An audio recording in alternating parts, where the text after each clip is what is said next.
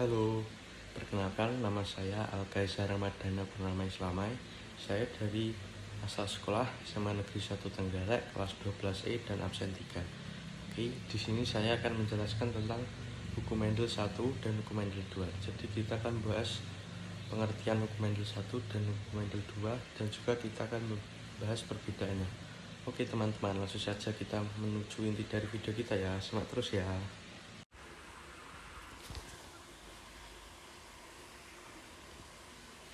Pengertian hukum Mendel 1 dan 2 serta perbedaannya.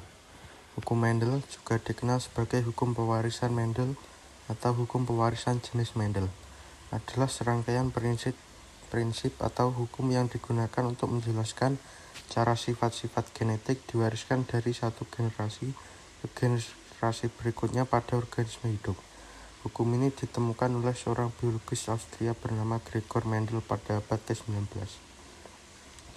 Hukum pewarisan sifat Mendel ini adalah peraturan mengenai bagaimana sifat-sifat diwariskan dalam organisme yang dijelaskan oleh Gregor John Mendel dalam karyanya yang berjudul Percobaannya tentang Persilangan Tumbuhan. Hukum ini terbagi menjadi dua bagian, yaitu 1.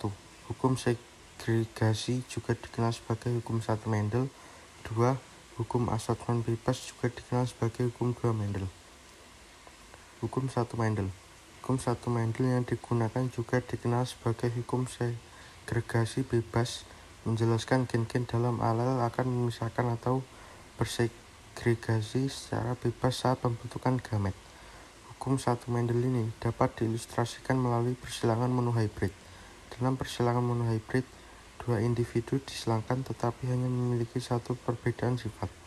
Contohnya, jika Anda ingin menyilangkan dua mawar merah yang sama kecuali warnanya yang berbeda, seperti satu mawar berwarna merah dan yang lainnya berwarna putih, maka ini disebut sebagai persilangan monohybrid.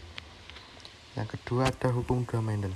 Sementara itu, hukum 2 Mendel dikenal sebagai hukum assortment bebas, menggambarkan bahwa dalam hukum ini gen dalam gamet akan mengasortasi atau berpasangan secara bebas saat pembentukan individu baru. Hukum 2 Mendel ini dapat diamati melalui persilangan dihibrid.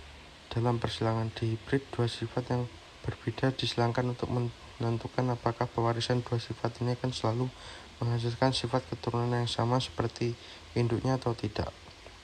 Misalnya, jika Anda ingin menyilangkan dua kacang ersis yang berbeda dalam bentuk biji dan warna biji, maka ini disebut sebagai persilangan dihibrid.